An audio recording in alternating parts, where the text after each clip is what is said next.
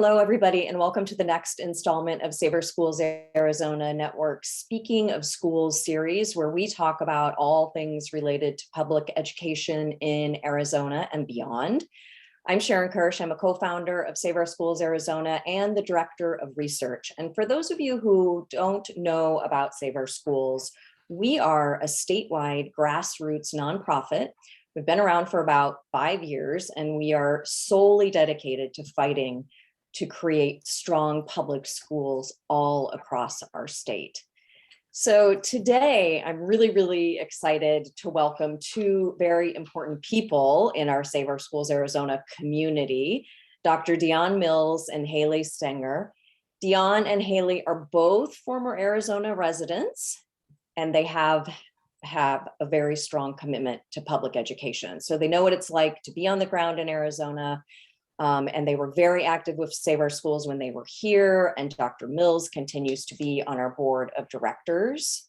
So we will get their insights on what it's like to look back at public education in Arizona. So for those of you who have been following Save Our Schools or involved in our grassroots organizing for the last 5 years, you know that our public education system in Arizona has been under attack by in-state and out-of-state special interests who are really hell-bent on privatizing our public schools. So the elected officials in our majority party have spent decades underfunding public education. And because of that, Arizona has ranked at the bottom of the barrel for per pupil spending and teacher pay. And in addition to that, we have some of the highest class sizes in the nation, and we have the very highest teacher turnover rate in the entire United States. And so that means that 1 in 3 Arizona classrooms lacks a permanent teacher. And that was even before the pandemic. So this past year the past 2 years have been really difficult. But this last year in particular, I think everybody kind of breathed a sigh of relief and thought, oh goodness, we're getting over COVID. But really this past year turned out to be in many ways even more difficult. So we expect that teacher shortage to be even worse in the fall. So there is a little bit of context for what we face every day on the ground here in Arizona. So what I'd like to do now is let each of our guests introduce themselves, tell us a little bit about themselves and their family, and then we'll talk about some questions. We'll pose some questions that will help us understand what it's like to get out and look back on Arizona. So Dion, let's start with you. Tell us a little bit about yourself. Hello, I'm Dion Mills. I am a board certified obstetrician gynecologist. My husband and I have 3 children, and when we left Arizona last year to move to New Zealand, my kids were just finishing 6th grade, 3rd grade, and kindergarten, and they did that whole year online by our choice because of the pandemic.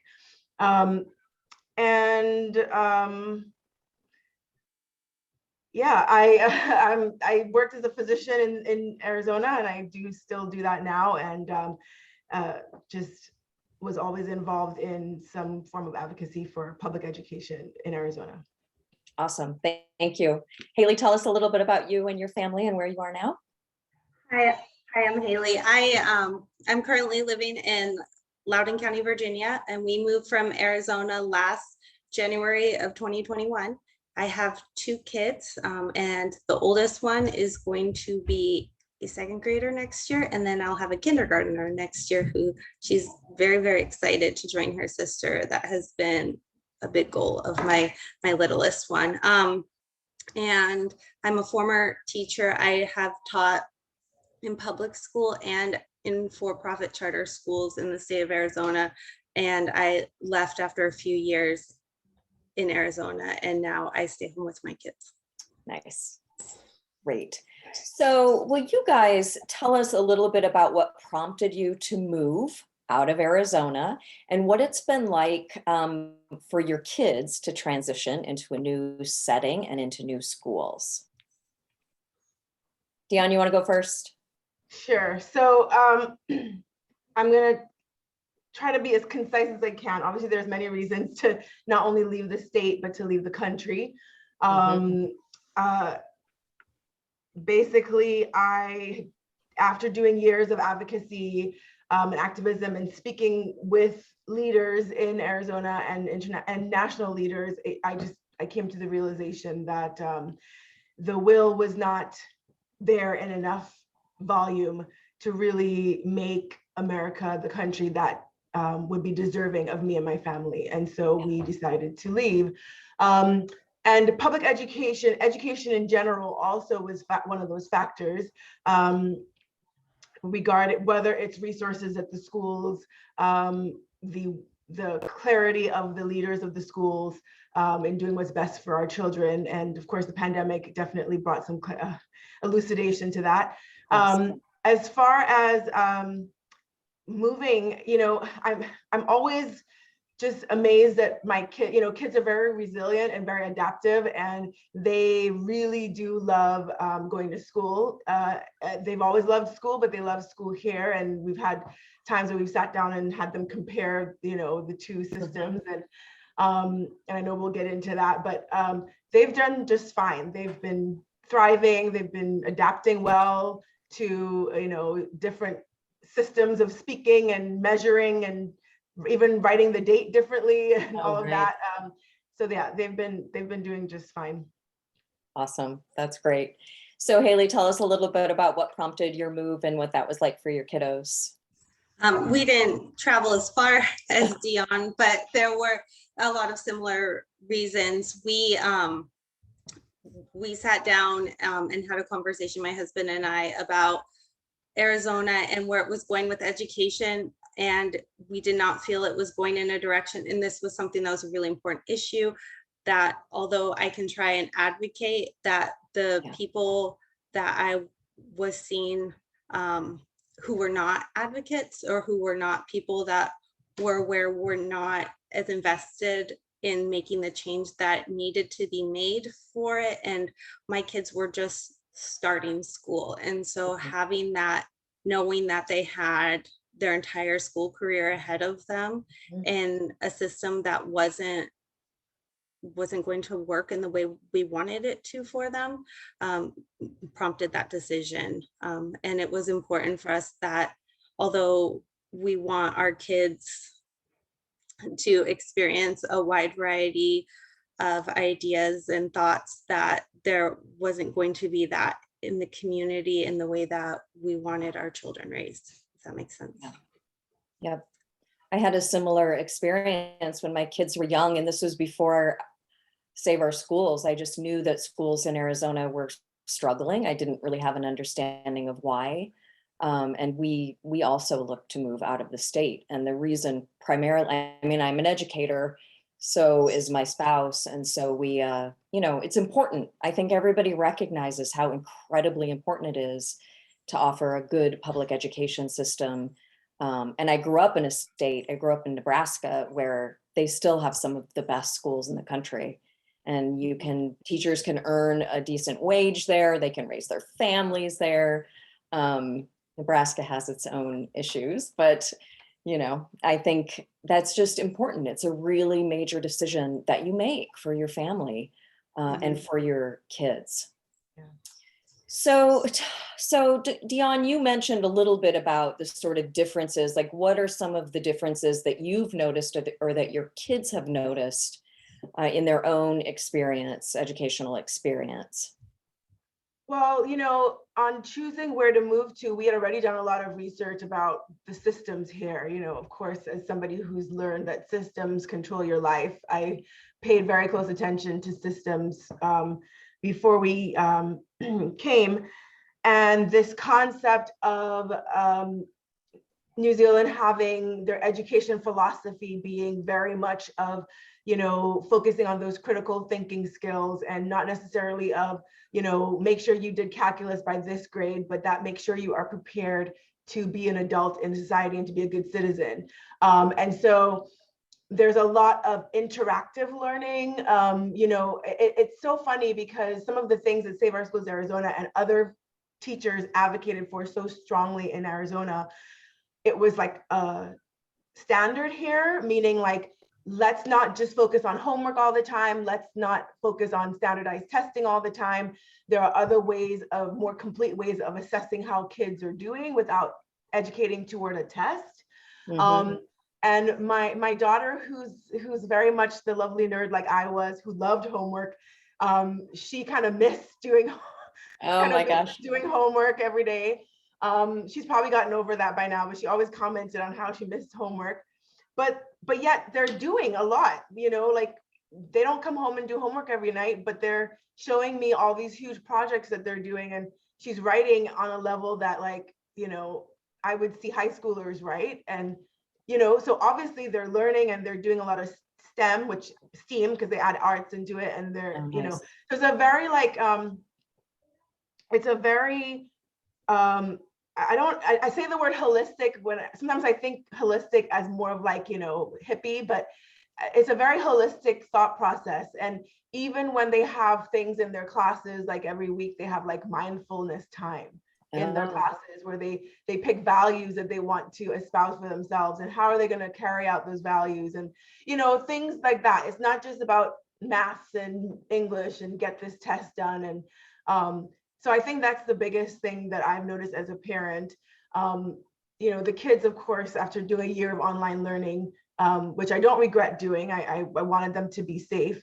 But after doing a year of online learning, I think they're just excited to be interacting with human beings and, you know, having physical, tangible friends. And, you know, there's a lot of diversity in Auckland, not necessarily throughout all of New Zealand, but definitely Auckland is very diverse. So there's just so much. I mean, So yeah. is their school day, like, is it because you're in a completely different country? Like, is their school day similar? Do they have similar kinds of classes? Are there differences in terms of that? One of the biggest differences is that our school year goes from January to December, not May to May. So everybody's done their whole end of year stuff in the US, but we're still only in like term 2. So we started off the school, like they went up in a grade in January and they'll finish in December, so that their summer break, because of course summer is winter for you guys. So their summer break is in December, so they'll have their summer break and then they'll start off again in February in a new grade. So so they're all in school right now, but their day is, you know, 8:45 to about 3 p.m. So about similar. And they have like lots of like my child who is in year 2, which is the equivalent of first grade, he has a lot of outside sessions throughout the day. It's not just recess though, it's learning, it's learning through play. So they do a lot of outside sessions throughout the day. And yeah, they have, you know, lunch like normal. Everybody has to pack their lunch. But they have, yeah, they have, there are some similar concepts, right? Like, you know, physical education and, you know, my older kids do social studies and math and stuff like that. So some of the subjects are similar, but I think maybe how it's delivered is a little bit different. Yeah.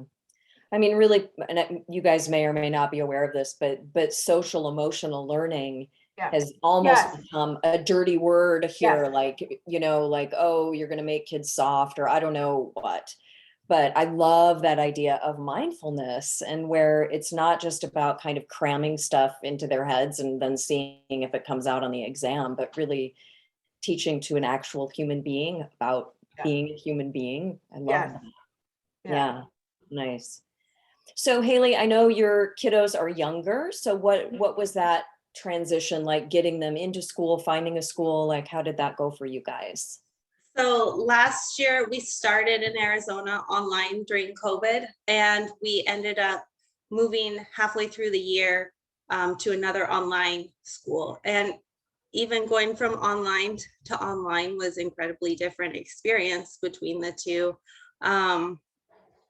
You know, and we were in Arizona, it was something I had to be very involved in as a parent, the online, printing off all the worksheets and being next to my kid a lot of time because she was in kindergarten, and she was in kindergarten here too, but when we did online, it was much more, they had private chats where they could talk to each other, and there was more, the students could relate to each other more. There weren't worksheets, there were online things they could do. So I wasn't, as a parent, responsible, which was a huge burden off of me because I wasn't working, but I could not imagine if I had been, how difficult that would have been. I mean, it was difficult anyways. When we started in person, we started 2 days a week in person last year in March. And when we started doing that, they split the kids in half of the class. So we had 9 students in the class at a time. And that was really great. We had an option to stay online, but we decided, because we did not know anybody here, we knew nobody, that we decided to put her in person so she could have some relations and with her students and have some friends, and that worked really well. When we moved schools, once we got a house, we had to move into a different school, and it was a full class this year. And I went into the class and we had 18 students, and I remember saying, "Is this the COVID class? Like, this is half of the class." And the teacher was like, "What? This is a full class." And it was a class of 18, like that's their full class. And when I tell people how large the class sizes are in Arizona, they look at me like I have a third eye in the middle of my head. And so that's the class sizes here. We also have my daughter, her favorite subject is art right now. And I am horrible at art. There's something I cannot make up at home in the way a class or a school can. I just am not talented in that way, although I admire others who are. But it's just not my thing, but she loves it. And she has a class once a week. And when I was teaching, or when when she was in school before, that was not an option for her in the same way. And so it's really nice that that's something that I would have never been able to give her. I can hear that she can experience that here. We also do have social and emotional learning here. She has a counselor come to her class once a week and talk to the kids about how, and especially after a year where things have been so chaotic with kindergarten and they're so young, that they talk to them, like she comes home with worksheets about like conflict resolution and just how to deal with her peers and things like that. So that's been really, really good to see for her. My daughter really loves school. We also don't have homework except reading. They have reading homework where they have to read a half hour a night. That's not an issue in our house, or I'm a big reader, and so that's not hard to do for her. And that's our only homework, which takes, I mean, she's at school so long, and so it's something that takes some pressure off of that and creates an environment that is very enjoyable. And since this is her first time in school feels like such a privilege for her. And so in a way that I wonder how it's going to affect her as she continues her education process, that it's something that isn't taken for granted in the same way, I think, at this time for our whole family, as it was when I was a kid for me. Right. So did you say a counselor comes to the classroom every single week? She has there's, I think, 2 counselors at the school, and it's almost like, it's not a special because they have specials every day, but it's just they have somebody go over, and she knows her counselor. She was having a slight issue and she's like, maybe I should go talk to the counselor. No, you don't need to get off class for that reason. But yes, they have counselors at their school. Helps them out. So when you guys left Arizona, we had the highest student to counselor ratio in the nation. It was 1 counselor for every 900 or so, 920 students. And the recommended ratio is 1 for every 250 students. So Superintendent Hoffman has worked really, really hard to fund some more counselors, especially given all that our kiddos and teachers and families have gone through with COVID. So we're now about one for every 700 students. So it's still really high, but better, getting better. But the idea that a counselor would come to a classroom every week, oh my gosh, wow. Wow, that's really something. And then just like you were saying, Dion, too, that mindfulness is just kind of part of the day. Like, that's just like part of the everyday curriculum kind of thing? Yeah, the kids, yes, and there's a very openness to express values here, meaning these are the values that we expect you these are the values that we want you to want for yourself and for you to that we expect you to maintain. And they give, like, they speak out about bullying, they speak out about inclusivity. Just Friday they had Pink Shirt Day all through the country, which is a day to highlight bullying and celebrate diversity throughout the country, and especially to highlight the diversity of, celebrate the diversity of gender, sexuality, race, ethnicity, everything. Mm-hmm. And so the kids got to wear their regular clothes, but they had to wear something pink because it was Pink Shirt Day, and they wear uniforms. And then the older kids go to the younger kids' rooms and they talk to them about bullying and about, diversity and all that stuff. So they have to kind of like put their presentation together and go to the younger kids' rooms. So like the year 8 kids went to my son's year 2 class. Mm-hmm. And when we had our parent-teacher, parent-teacher night is not parent-teacher night, it's student-led conferences where the students have to actually put together a presentation of what they've done throughout that term. And my son, my year 8, he had a whole PowerPoint presentation about, this is where I'm at, this is where I want to be, this is what I think I need to do to get there. And it's funny because one of my mantras as a lifelong student, I always tell people, and now I tell my kids, is a successful person knows themselves, and knowing what your strengths and weaknesses are so important. And to see them basically have to practice that, like he had to say, these are where I'm good, this is where I need to. It's just a very like exercise, the exercise of having them go through like being very self-reflective. Mm-hmm. I'm sitting and I'm watching this whole presentation and I'm just like, you had to put together this whole PowerPoint presentation for the parents. The teachers are just standing there just to like walk around and say hi. It's the parent, it's the kids. And even like my year 2, he was year 1, but he has to show the work he did. And this is where I was in my spelling when I started, and this is where I am now.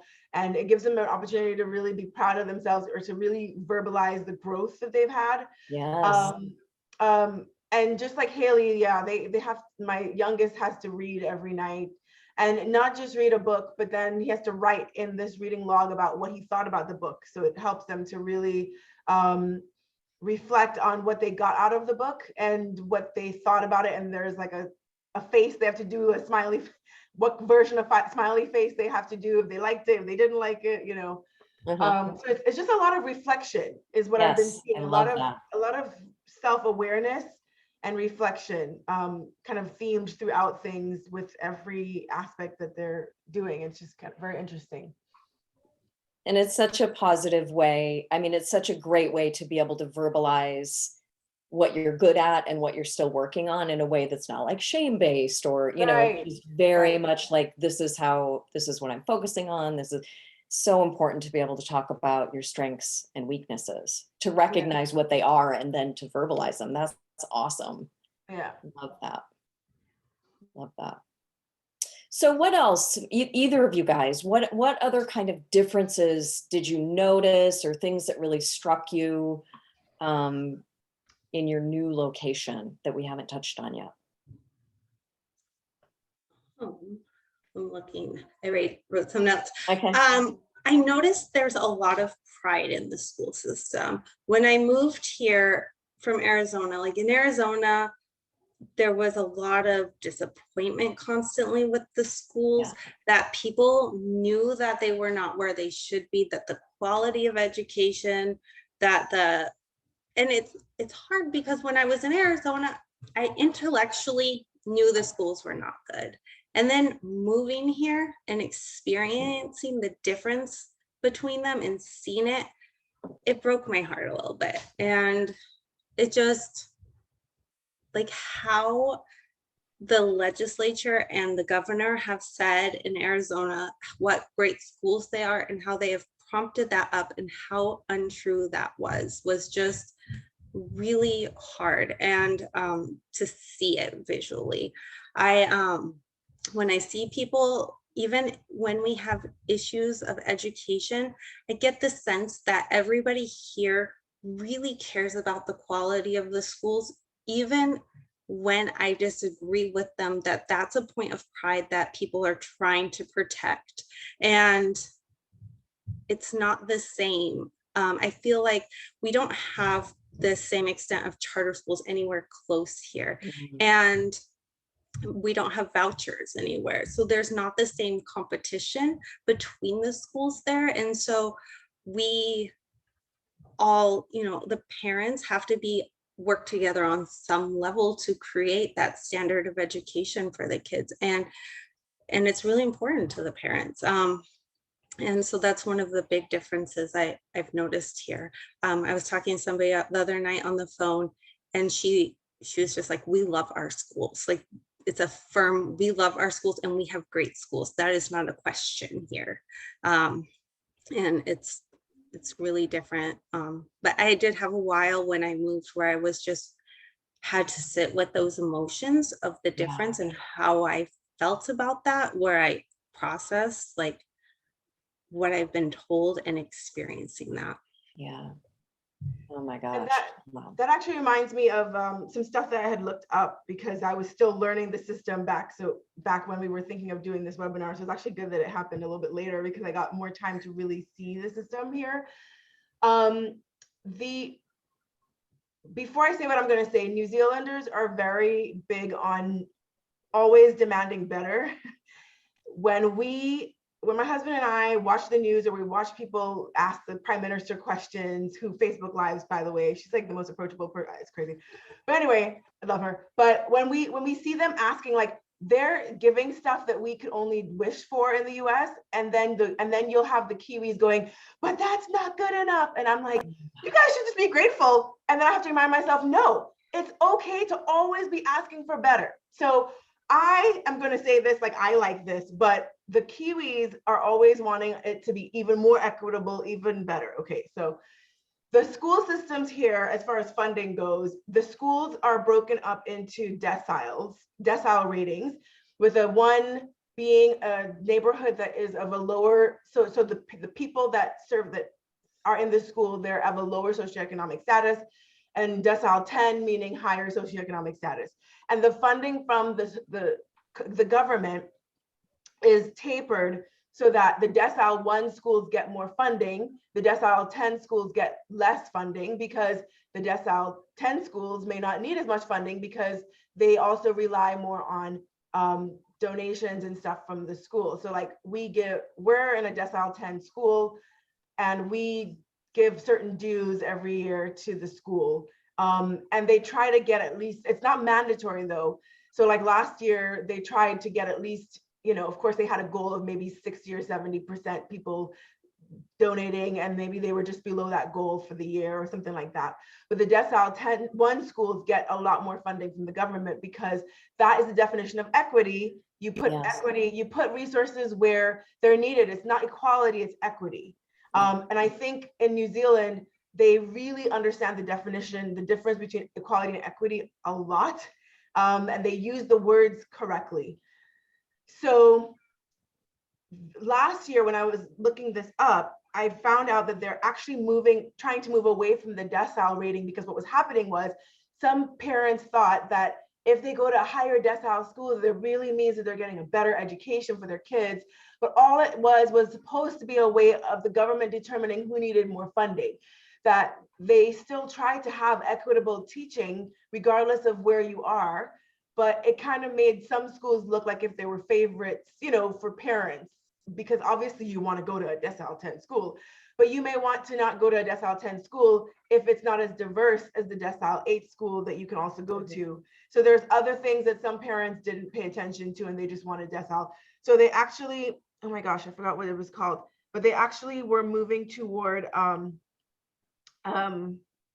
I was trying to pull it up, but it's called an equity-based rating instead of a decile rating they're trying to move towards. So they're basically trying to look at, because within a decile 10 school, you may have some kids that are living with their grandparents who don't have the socioeconomic support that they need. And so you might be overlooking that school might need certain resources that they didn't seem to need on its face. Because even though it's in a decile 10 area, some pockets within that neighborhood that is in the zone may actually need more resources. So they passed some legislation in, I think, 2018 or 2019 to move away from decile ratings and move toward this other system. But I don't think it actually got enacted yet, probably because of COVID and everything. But so they're always trying to move closer to more equity. And the other thing I found was interesting is that we do have some private schools here, but that public schools is, like Haley said, like that is where the focus goes. That's the pride. That's where everybody wants to be. And that's where the resources are. And there are some funding for private schools. I just wrote this down last night, if you don't mind me pulling it up, because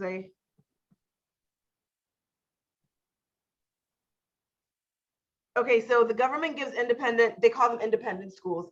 So they give them funding on a per student basis, but it's capped regardless of the number of students.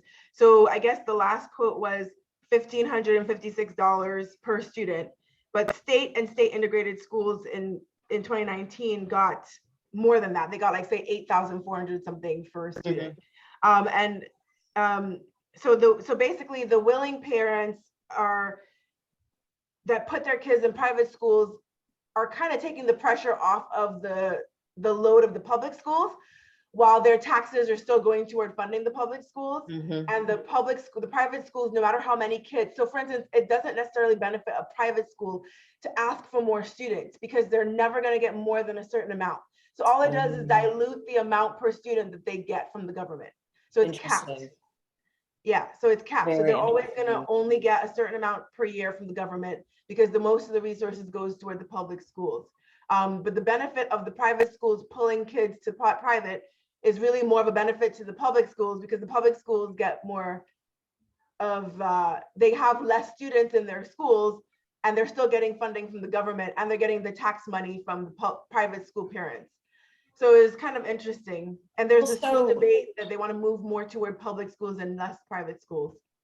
But even in the system as you described it, it's still clear that the priority of the government is to provide really strong and equitable public schools. Yeah.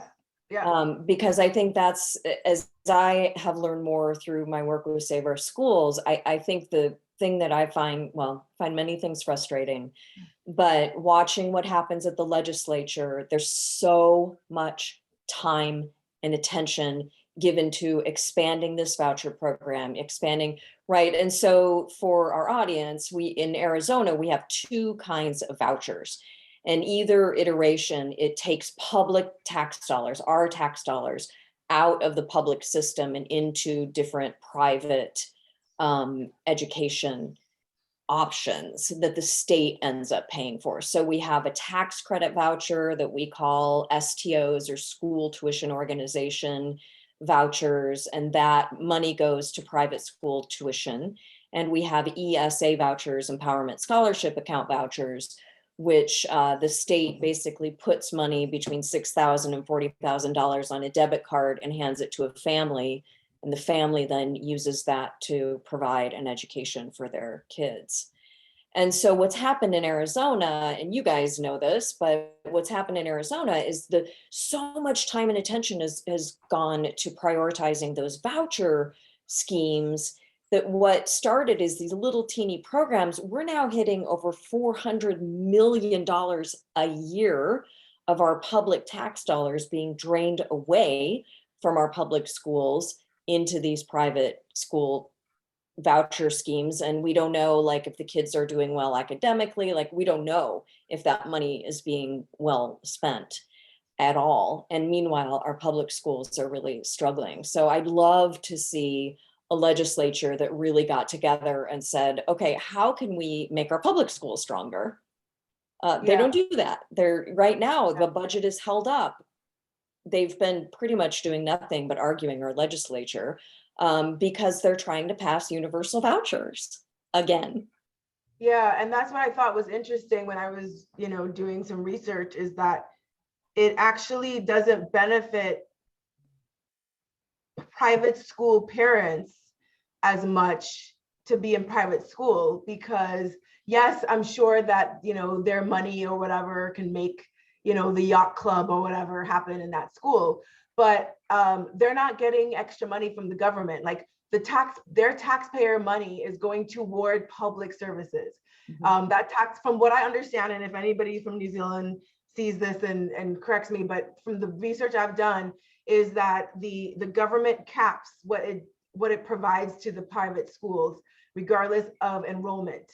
And that because, and that's the thing, is even in medicine here, like, there's not a whole lot of like private practices. Like in Auckland, there's some private practices because we're Auckland and one of the most populated, Auckland and Wellington. But most everywhere else, it's all public. Well, universal healthcare, by the way, that too. Yeah. But it's all public because there's an equity concern. Once again, there's an equity concern that if you have extra money and you can go pay a private person, then you're at an advantage over somebody who has to stay in the public system. So they really try to have everybody get what they need from the public system. And actually they're redoing their whole, they're actually July 1st, they're redoing their whole health system, which I'm still, of course, being affected by, but I haven't wrapped my head around how it's going to affect me individually. But it's basically because of the concern that the different district health boards, depending on which part of the country you're in, may not be getting equitable resources. And so they're trying to make it so that it's almost like one health system. So it's all about always trying, they're not going to always get it right. And I still have some things that I've been trying to push, because I could never not try to fix something. Right. But things I'm trying to push when it comes to women's health here, and resources within women's health. But it's, once again, it's this dissatisfaction for the status quo that I just freaking love. Yes. Like this, like, no, we can do better. We need to do better. We are not, even though New Zealand is ranked like so high in education. And I'm actually going to send you this document, Sharon, that I came across last night, and just indulge me. So there's a worldwide Educating for the Future Index that has been running for a few years now. And they basically picked 50 economies throughout the world, that those 50 economies that were assessed account for 81.3% of global youth from age 15 to 24 and 88.3% of the world's population, right? So they picked 50 countries and they looked at where these economies ranked as far as schools. And they looked at educating for the future. So they looked at policy approaches, teaching conditions, which I know is a big Save Our Schools Arizona thing, yes, and broader gauges of societal freedom and openness. Okay, so when they ranked New Zealand, let me just compare New Zealand to the US, obviously, because that's where I am. But in general, New Zealand was the top English speaking country on the list. So only second to Finland and Switzerland, okay? And they're top in the Asia Pacific region. So when you look at overall ranking, the United States ranked 22nd, and New Zealand ranked 3rd. Teacher environment, the United States ranked 25th, New Zealand ranked 7th. Policy environment, the United States ranked 36th, and New Zealand ranked 4th. And socioeconomic environment, the United States ranked 12th and New Zealand ranked 1st. And then they tried to compensate for economy, right? Because some countries are richer than other countries, Right. and New Zealand still ranked like third or fourth. And then they looked at gender equality, civic freedom, and diversity and tolerance. And New Zealand was fourth for that, and third for civic freedom, and first for diversity and tolerance. But when you have this whole thing where you're looking at, America is one of the most richest countries in the world, and on all of the metrics was ranking like not like barely making it in the top 20 for some of the metrics, and of course, as I said, in the 30th for some. And they saw that actually interesting things, like when they tried to adjust for economics, things like Mexico and Ghana came up and bumped even some other countries, because they saw that they wrote something about how education systems and economies at an income disadvantage need to work harder than those with more financial resources to secure the future of its youth. And I thought of Save Our Schools Arizona, because the whole thing is that this is not just a matter of money allocation. This is a matter of priority allocation, of values. Where countries have their value is where they put their money.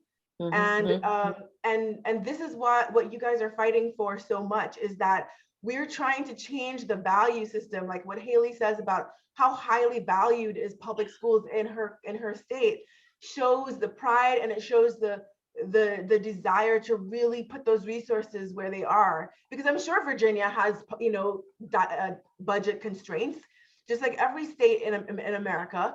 But it's where are they prioritizing that budget that directs their values. And when Arizona is taking millions of dollars of taxpayer money and reallocating it toward, charter schools and private schools, is showing that they don't see the need to put value in public schools, which also means that they don't see the need to have equity. And that was one of the triggers for us, leaving. And my goal when coming on the webinar was not to like bash Arizona and to bash, the United States, because I feel like, it's just a very hard thing to not do. But it's really, I think America in general needs to know, like Haley was saying about, you have this PR wheel that shows that, oh my gosh, like, we're in such a highly classed country, we're in a highly classed state, until you actually are there and you're seeing the value systems play out in the actions. And it is heartbreaking to leave and to see the things that you've been pushing for, that you've been screaming at school board meetings for, just be a part of like standard thought process. It actually, it's validating and vindicating, but it's actually heartbreaking. Like Haley said, like it actually breaks your heart, because you're like, it's really not that hard, because we're a tiny country here. We don't have the money of Arizona, of America. Our population is actually only about 5 million people for the whole country. So that's less than the population of Arizona. So it's not about money, it's about priority. Yes, I think that's exactly right. And I think it is heartbreaking. And I'm happy that you guys have gotten out and gotten your families into better situations. I think one of the things for us at Save Our Schools that's so frustrating is that poll after poll and conversation after conversation, which is regular people, if you say like, do you care about your public schools? Yeah. Do you want that school down the street from you to be a really great school for the kids in your neighborhood? Yeah. Like the vast majority of the regular people in Arizona say, yeah. Absolutely.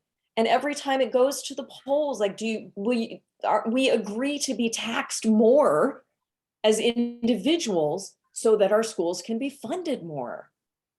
And then you may not know, but Prop 208, which would have put about another $1 billion into our classrooms. That money was specifically for classrooms. That was overturned by the courts here. And our governor, who is hell-bent on cutting taxes, again, cut taxes on wealthy people. We're sitting on a budget surplus of $5.3 billion. So Yes, I agree. It is about priorities. It's about these people we elect listening to their constituents who by and large support and want to prioritize public schools. They've said it again and again and again. And so I think that's one of the things, we know how incredibly important it is to elect people who really truly support public education and will prioritize it. It doesn't matter what political party you're from. You have to really support public education and not all these privatization schemes that have just taken over in our state and so hurt our public school system. So I hear that a lot. I love what Haley said too about, well, both of you, about the community sort of coming together and saying, oh, here's this thing, we need to fix it, we need to do better. Yeah, I that think was one issue when COVID hit in Arizona, one of the reasons for moving, when I was watching the community as a whole and how they were handling COVID, I was seeing almost a sense of glee from some people in the legislature or people who were pro-privatization, that was happening, because they knew that they could create this competition between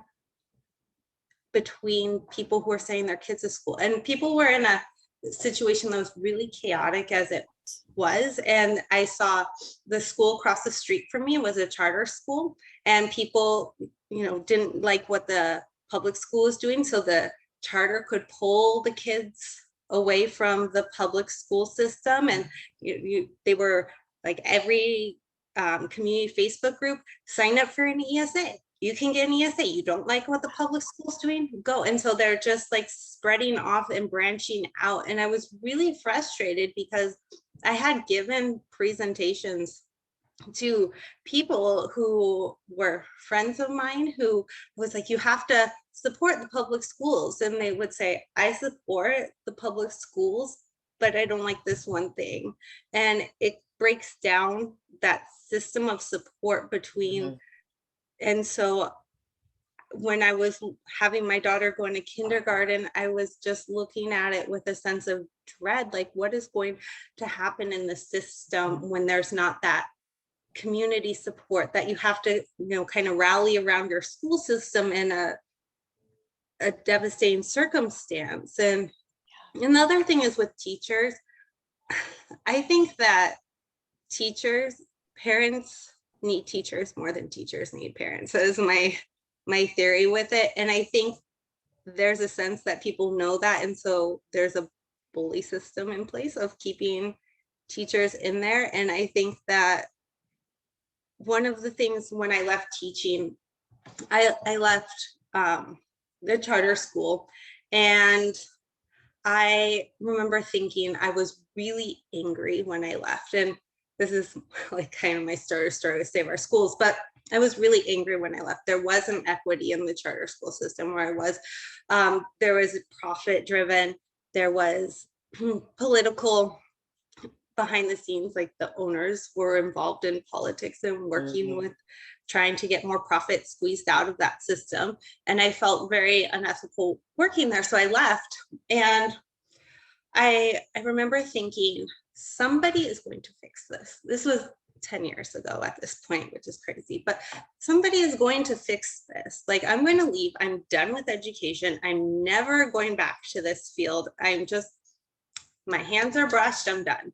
And somebody's going to fix this system. Like, it's crashing to the ground. I can see it happening. They're starting to lower the standards of what education is, like who's teaching it. Like you don't, like it's not a qualified skill teaching. Like it's something I didn't go to school for, to learn how early childhood education develops children. Like that has been so useful to me as a parent, even. It's a skill and an art form almost. And when I left, I expected somebody to fix that. And then that's when I found Save Our Schools, and I realized that this is done on purpose and I cannot step out of this.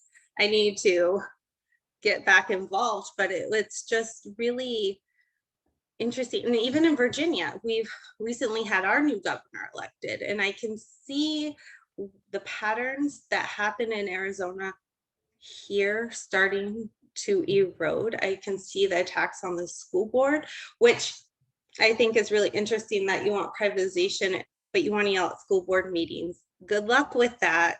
Yelling at the private school board. They won't listen to Going you. to be, no, they're not going to be. Even the charter school, like, we didn't have school board meetings, and so, like, I mean, that's a privilege of at this point of yelling at your school board, but I can see them trying to diminish that pride in the system and trying to divide the citizen population between trying to get them to support different systems of education to break down public education, because public education has to follow certain standards and becomes the easy one to diminish, if that makes sense.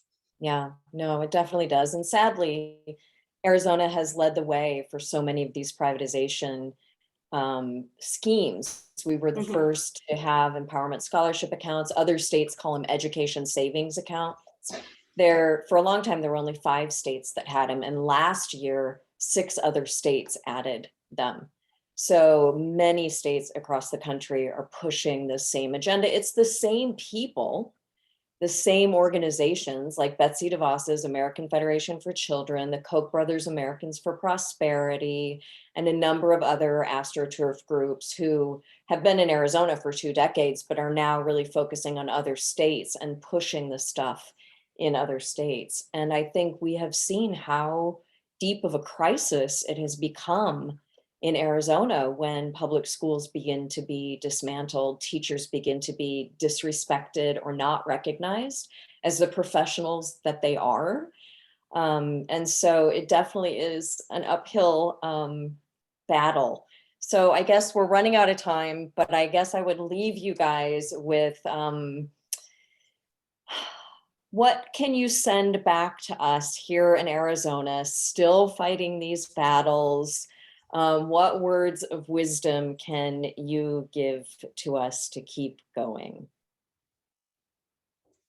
You got to come up with something. I was going to say, I didn't want to speak over Dion, but I was going to say to show up, just be there. And I've been getting involved here, and I am working on school board committees to help with it, making sure that I have a space in the school district, and I am holding what I believe to be that space, so it is filled, so somebody else who has bad incentives doesn't take that space up for it. And just showing up, make sure that you're messaging people that you are taking that space, and they can't ignore you with that if you're there. But it takes more than one, so every person counts. Yeah. For that. Yep, definitely. Yeah. I think, as someone who left altogether, it is hard sometimes for me to feel like I'm able to really make a huge difference so far away. And sometimes I struggle with that.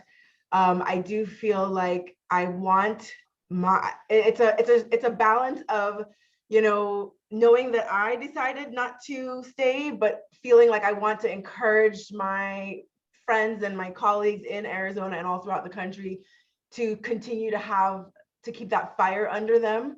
And I would say my advice to Arizonans is to really continue to ask yourself, do you want equity in education or do you not? Do you believe that it's okay for a zip code to completely overpoweringly dictate the path of your child's life? Do you believe that if somebody just has more money that they can, pick where their child goes, and not just that, but at the detriment of resources going to other children who don't have those options? How much does education mean to you?